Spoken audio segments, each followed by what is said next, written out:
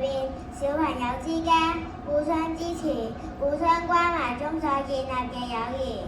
我哋請咗林正許同學同埋徐月心同學，分別以英文同中文代表畢業同學向母校表達出我哋嘅心意。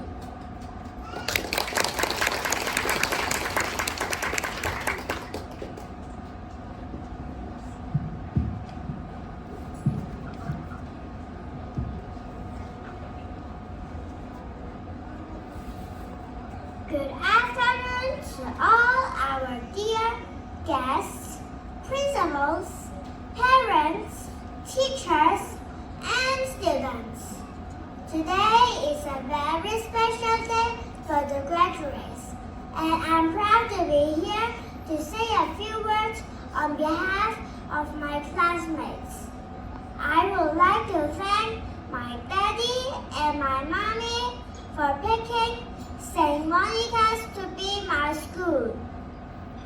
We have studied here for 4 years and have had the most wonderful memories in this school. We had lots of fun.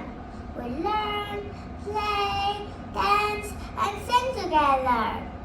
Sometimes we are naughty, but our teachers always forgive us and teach us the right thing.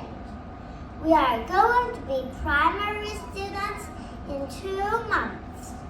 We promise to work hard and be the best we can in all ways in our new schools. We wish you all the best and we'll see you soon. Thank you very much.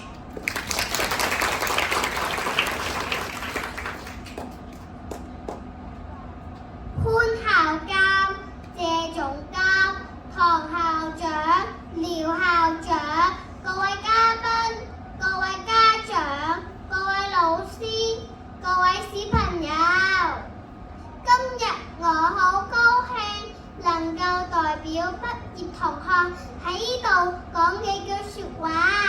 我哋好多謝學校今日為我哋安排咗一個快樂而隆重嘅畢業聚餐。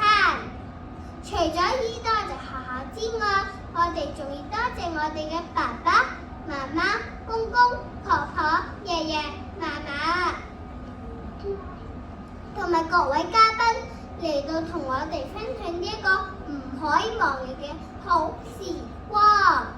時間過得好快，不經不覺我哋已經完成咗幼稚園嘅生活，而升讀小學。